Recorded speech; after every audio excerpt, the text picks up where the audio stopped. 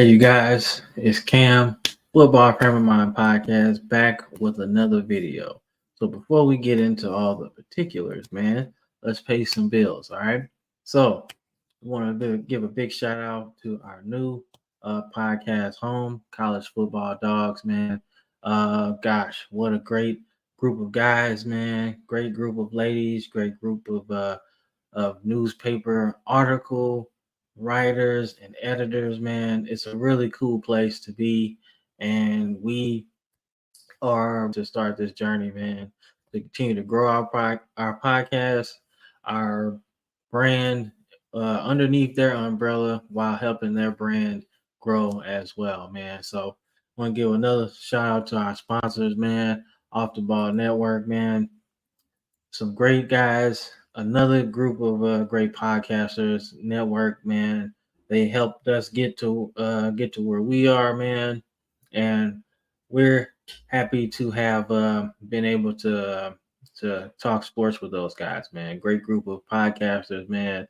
uh Man, we just are happy to have them as our sponsor, man, because they've helped us a lot, man. So lastly, give a shout out to Bet US, man, one of the oldest sports books out there.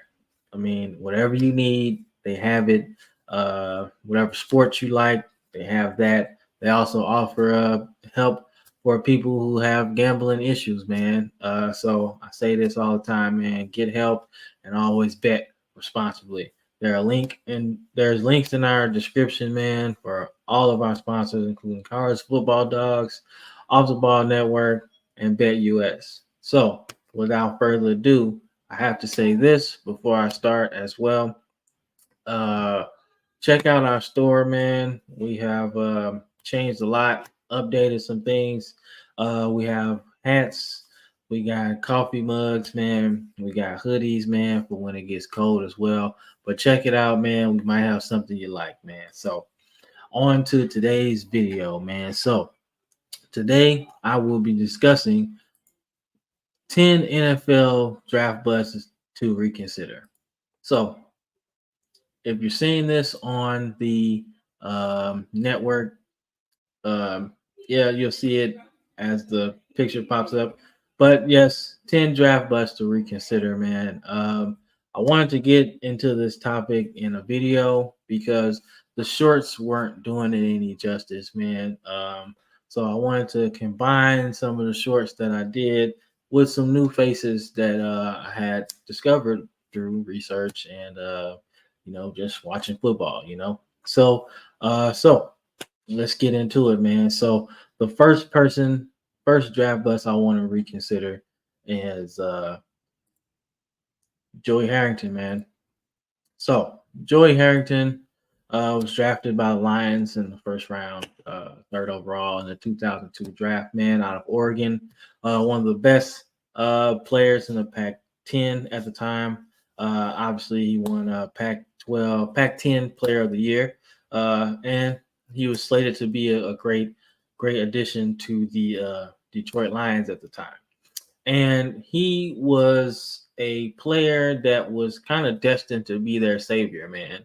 A team that hasn't really had the best quarterback drafts up until that point, and kind of missed on some guys that you'll see on this list later. But his tenure with the Lions, I want to discuss this. He wasn't able to get the chances he really needed, man. I mean, you get drafted with Steve Mariucci as your quarterback, and then everything goes haywire. Different systems, different players. Like you don't really have a chance to really sink your teeth in there. And when you have a young quarterback like this, you have to have stability within the system, within the game, whatever. It has to be, you have to nurture this guy. You can't just have, oh, this ownership doesn't want him, or this coach doesn't really know what he's doing. This coach gets fired, new scheme, doesn't really want him. GM doesn't want him. There are so many variables to a rookie quarterback that can have them succeed and have them fail. And then Joey Harrington's case, man, I felt like ownership didn't help him and the GM didn't help him. I believe it was Matt Millen at the time. Great player, horrible executive, man. I mean, you have this guy and you draft four receivers in a row after him. Like, you're not going to get him some help, to help blocking, defense, things like that that can help you win a lot more games. Yes, I understand Charles Rogers. I understand Mike Williams, Roy Williams, and Calvin Johnson, like pretty good receivers, right? But I guarantee before you pick these guys, there were some really good offensive linemen that you could have helped Joey Harrington not get killed all season long. So that's my first draft bust to reconsider. Yes, there might have been some skill set issues, but I do think he was a good quarterback that was just put into a very bad situation. So even though you might think he's a bust, and he probably is, reconsider the fact that his situation was pretty bad. So the next uh, player bust on my thing is Josh Rosen, man. So let's talk about Josh Rosen, man. So Josh Rosen was the chosen guy. I mean, he was a chosen quarterback, man. Really good at UCLA. Was picked first overall, not first round, 10th overall in the 2018 draft, man. And from the outset, he really didn't have a chance. So Steve Wilkes was the head coach. He had just been hired, and he didn't even have a cup of water, cup of coffee with the team, and he was let go the next season for in favor of Cliff Kingsbury, right? And as that was Steve Wilkes' guy. They drafted him. He was supposed to be the guy. Now his play that first year was very, very spotty at best. But that was a horrible team. That team was bad. They were the 10th pick. They got the 10th pick, in 18. And then in 19, they got the first pick. So you didn't really have a chance to even Rosen didn't even have a chance to play for real. And right now, considering the way the league's going, he probably won't get a chance to play at all, right? Because everybody will look at that first season and think like, oh man, he's really not a good quarterback. But if you really dig into the details, he really wasn't necessarily a bad quarterback, just a really bad situation, man. And a lot of these people on this list are really situational based sometimes. But I want to keep in context, man. When you draft a quarterback, man, you can't have all of these changes, man. The Cardinals were really bad, and then you fire the coach that drafted him, so you didn't even have a chance to really get acclimated. And then the next year, you draft Kyler Murray, number 1 overall. So what are you going to do with Rosen? You trade him to the Dolphins, I believe, and that doesn't work. You in your first year or 2 years, you get traded and then don't play. So the growth really was stunted from the beginning. He never really had a chance to do anything.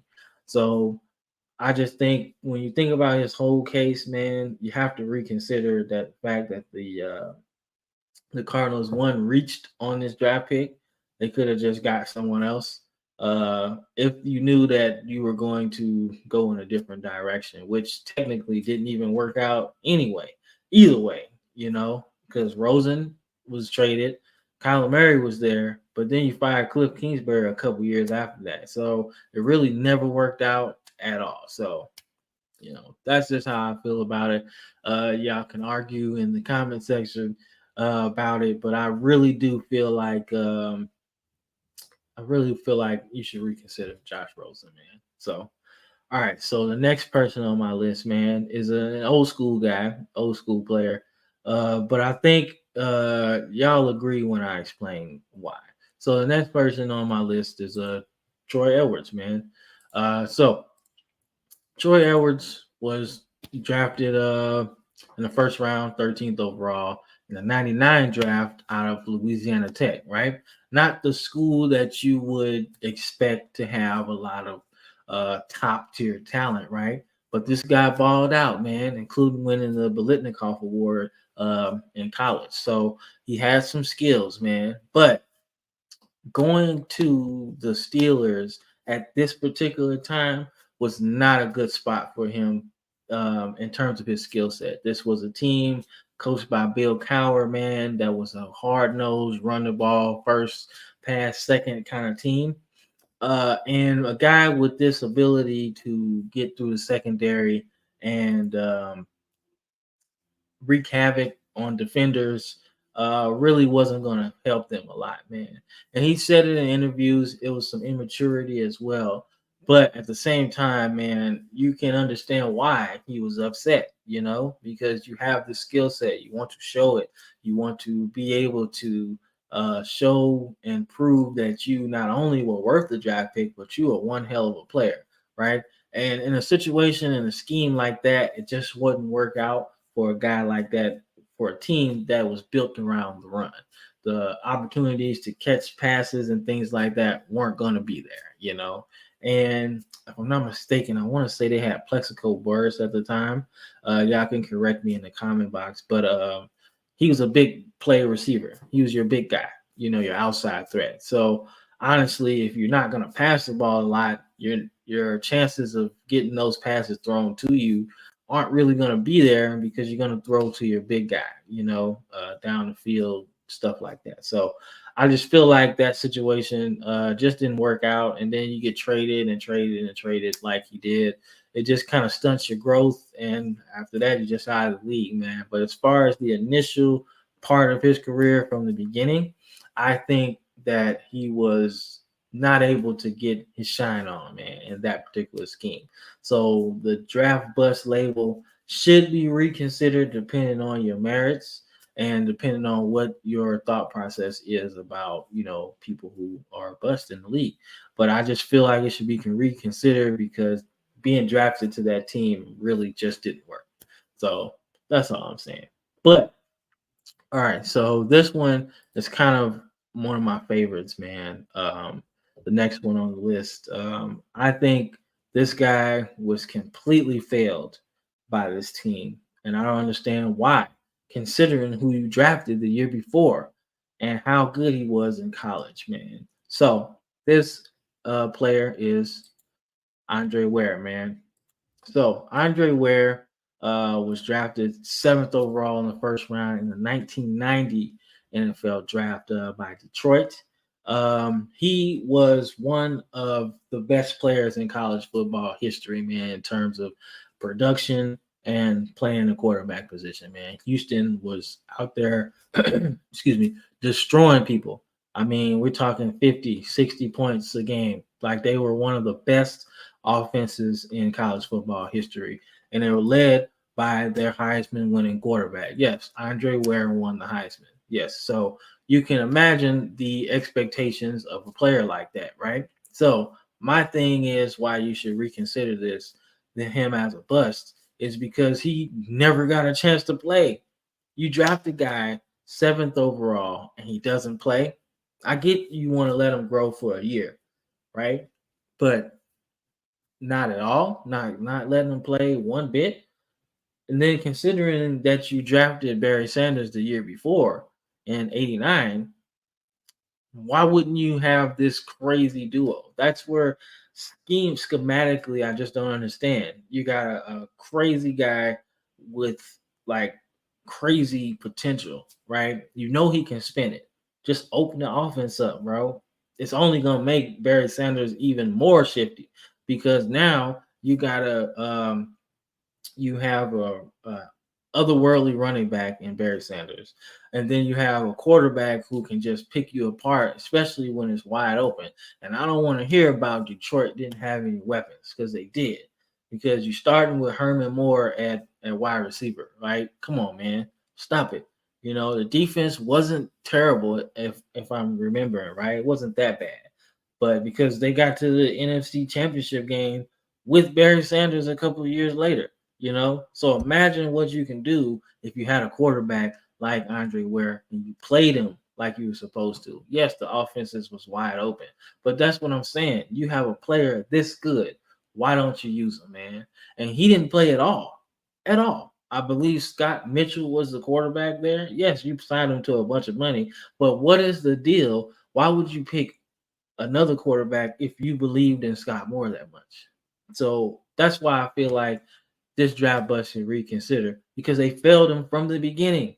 Like, why would you draft him if you knew you weren't going to play him? And I don't want to hear about, oh man, it's the system, whatever. No, man, when you draft a player that high in the first round as a quarterback, there's nothing you need to say about, oh, we need to let him grow, especially considering that you were a top 10 picking team in the draft the year before.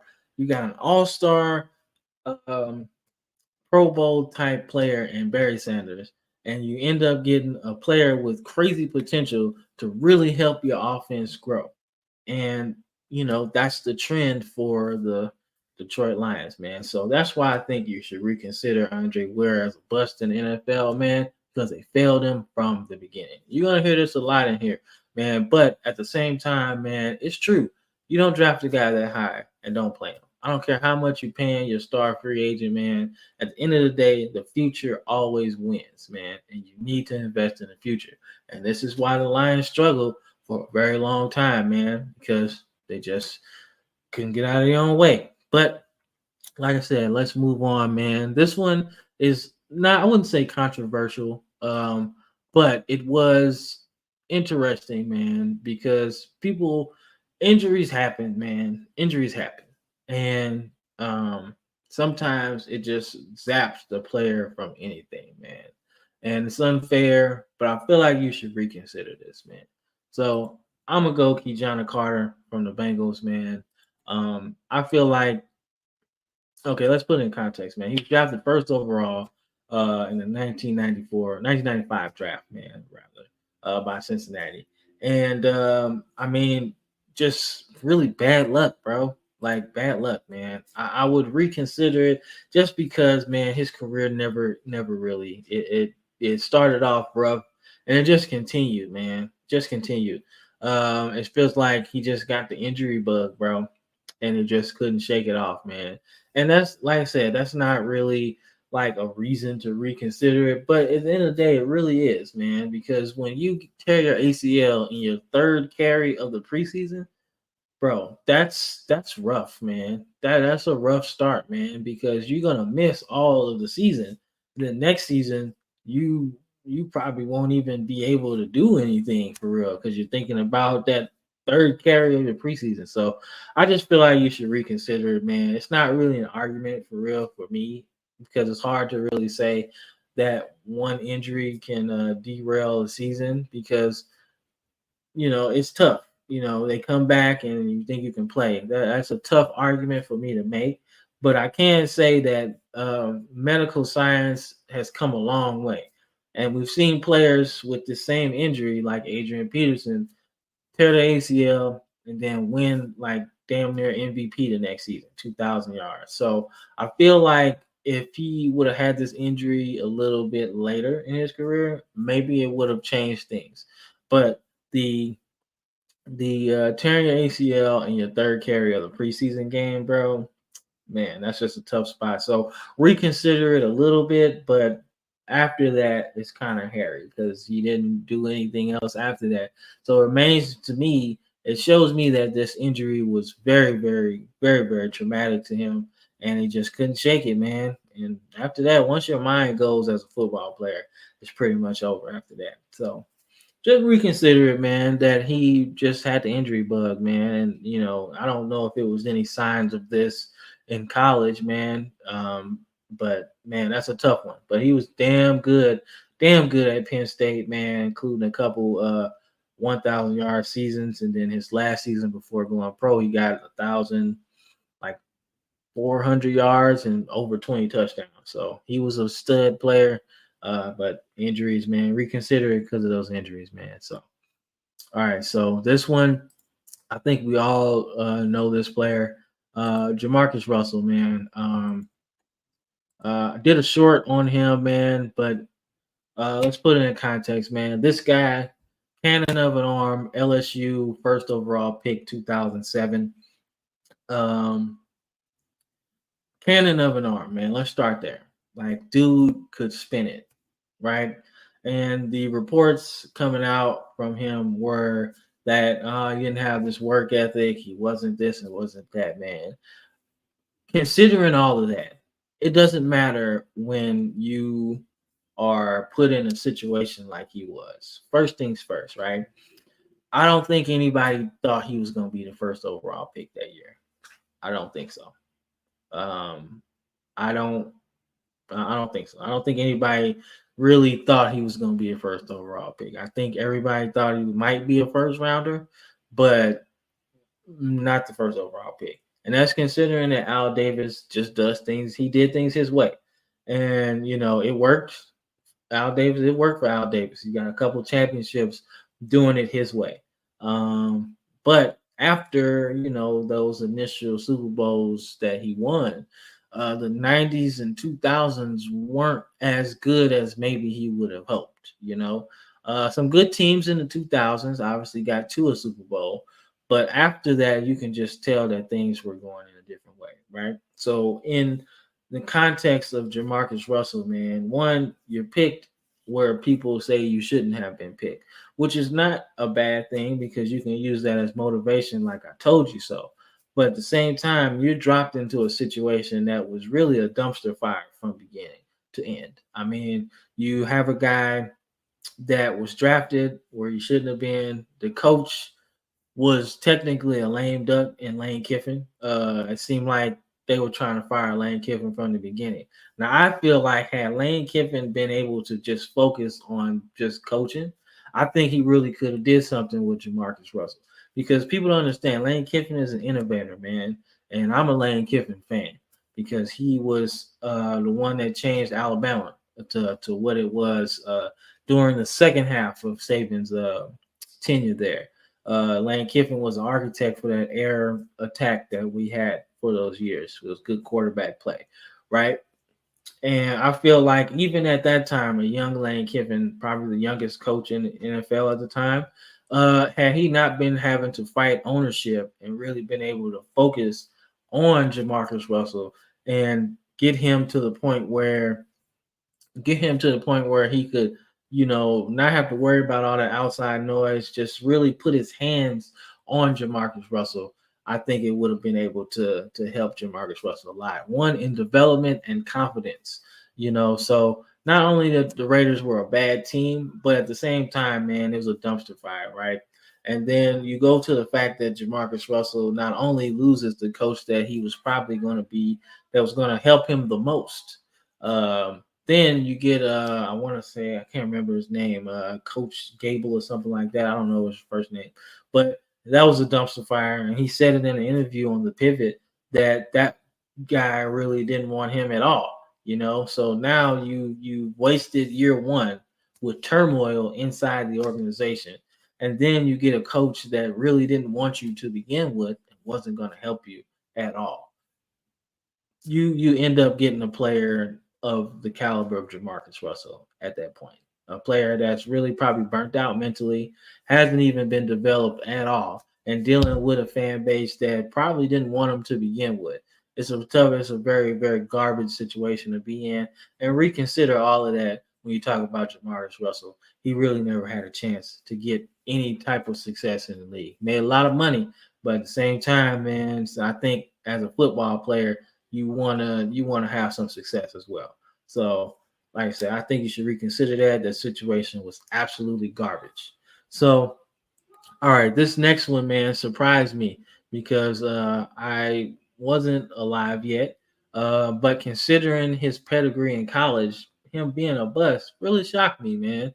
But this one is Steve. Let's see, Steve Itman from Washington, man. So this guy was drafted first overall in 1992. He was on that Washington team that I want to say shared a national championship in 1991 with the University of Miami.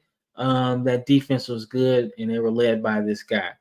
This guy was a Lombardi winner, Outland, All American, whatever you want to say whatever excuse me, whatever award you want to give a player in the offseason or the regular season ends, he got them all. Let's just say that.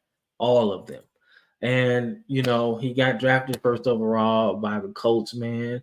And reconsider the fact that he was so damn dominant. I really think that probably had an effect on his NFL career because injuries, as soon as he got into the league, just mounted, man. And you could see signs of just straight dominance, man. Uh, Defensive end, defensive tackle, he could play it all. He was a beast. But like I said, man, you go so hard, man. He was going hard in college, man, almost unblockable. And the injuries just started to mount, man. So say what you want about his career or whatever, but I think injuries after a certain point just zapped him of all of his powers, man. And just reconsider the fact that, man, he was good. He was damn good. But like I said, injuries will take you out, man. But like I said, whatever your measurables is that measures a bust in the NFL, man, you can't go wrong with picking a guy as dominant as he was. So the bust category, I don't know. I would say he didn't live up to the hype at all. But like I said, reconsider that just a little bit. Because if you're going off of how productive he was in college, you would have picked him first overall too. Just saying. All right, so this one's a little controversial, man. Let me see. No, not yet. We're not there yet. We're not there yet. But I gotta give this guy some love too, man. We're talking John Ross from Cincinnati, man. So this guy was picked in the top, I want to say the top 10 of the draft out of Washington, another Washington Husky, man. He set the combine ablaze running like a 4-1 or 4-2-1 or something like that. Dude was mad fast, right? But at the same time, you're drafted to the Cincinnati Bengals, who have a history of not only being cheap, but not really investing in their players' well-being. They are a franchise. I think of late, they've gotten a little bit better because they had to, But at that particular time, Marvin Lewis was really on his way out, and I don't think they knew how to use John Ross at all. And I technically don't know why. Bro, he runs a 4-2. Use him, space, jet sweeps, things like that. Like, I don't understand why you can't find a way to use this guy. So I think his bust label should be reconsidered, man, because when you have a player of that caliber and you don't know how to use them, that screams coaching and development. You're not using him like you should. And in that case, he had some okay seasons. I mean, he had a season of 600 yards, 800 yards. But if you're creative in how you use a guy with this speed, and he had a nice jumping ability too for a guy with kind of a small frame. Like, you can use a guy like that all over the field, man. I've seen it. I've seen it. Small receivers just dominate games consistently. So the fact that you don't use him, and I think it might have been Andy Dalton too, like, he wasn't the best guy on the team, best quarterback around.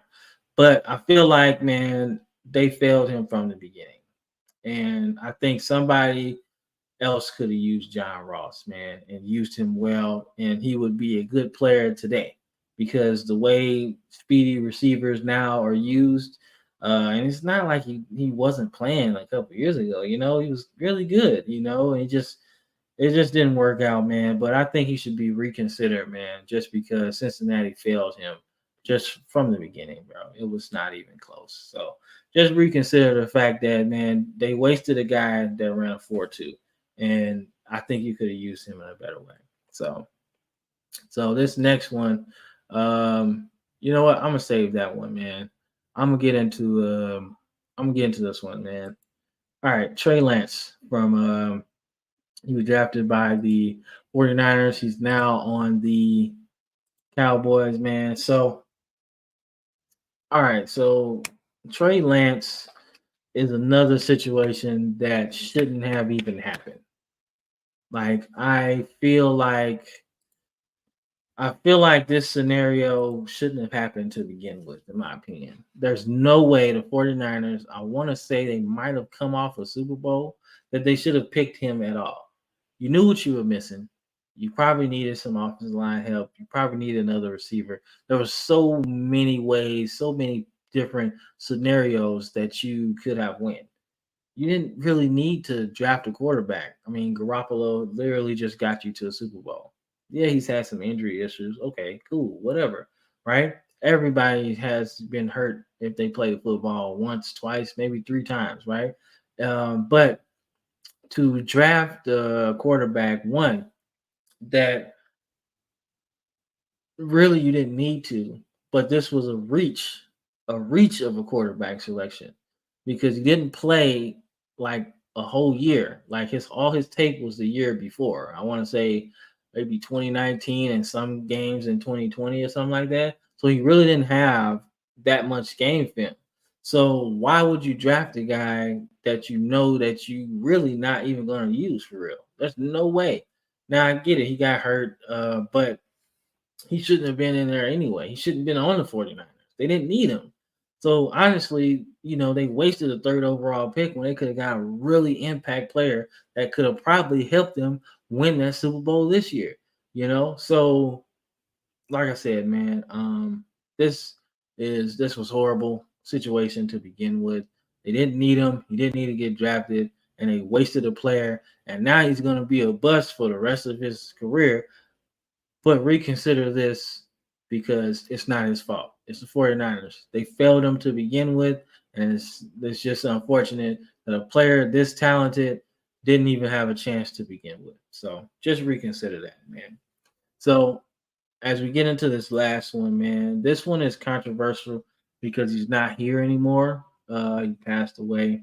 Um, but reconsider the fact that all the things that happened to this player scream mental health, man. And at the time that he was drafted, man, mental health wasn't really a thing. So when I say this player, you'll understand what I'm saying. So the player that I think we should reconsider, not reconsider the actions, but reconsider why they happened, man. It's Lawrence Phillips, man. Okay, so Lawrence Phillips was drafted sixth overall by my St. Louis Rams, man, in '96. This guy was like one of the best running backs in the league. I mean, in the country at Nebraska, man. Name something he couldn't do. He could catch, he could run, everything, right? And when you think about a player like this, um, he's a can't miss. He really was. And I think the reason why he probably didn't go higher was the character issues. He had some things that happened at Nebraska that kind of cut his Heisman campaign short because he missed like 8, 9 games. But if you're looking at his talent and nothing else, you would see a player that was poised to be a part of the greatest show on turf, man, and was part of the building process of the Rams, But I think a lot had to do with mental health. I think was a big factor in why you should reconsider this, because now we consider mental health a big thing. It's a really important thing that we can talk about now. Not just men, women. We all can talk about it, man. But specifically, black men. And there's a issue. In the '90s, I don't even think it was talked about. You know, maybe this guy really needed some help. And yes, he did some things that were really heinous, right? But at the same time, man, I just think if somebody grabbed him, I'm not saying they didn't. I'm just saying from the outside looking in. I don't think they did. I just think, you just kind of let a player just go and do whatever, but not really understand why these things happen. And I feel like when you think about Lawrence Phillips, I think having somebody mental health, talking to him, mental health might have saved his career at some point. Maybe, I don't know. But I just really think that like that structure of mental health really hurt him a lot, man. And it's unfortunate that the troubles continued long after he stopped playing, and he ended up committing suicide in prison. So it was a sad tale of I think what could have been, but just reconsider the times and not excusing what happened because the actions are very heinous in nature. But I feel like everything else might have been a little bit better had they had a mental health uh, symposium or something like that for players and mental health at that time. I think that would have helped him a lot, man. But like I said, get in this comment box, man. That's the list.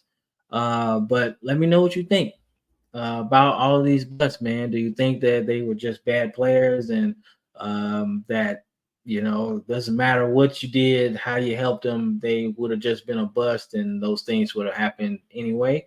Let me know in the comment box, man. And don't forget to like and subscribe, man. The Football Frame of Mind podcast. We are everywhere you can think of, man. We are on Spotify, YouTube, Deezer, whatever, man. Let us know what you think, man. Communicate. Love us. We talk football, man. We talk football all the time. So, like I said, we really appreciate all of our subscribers and viewership is going up.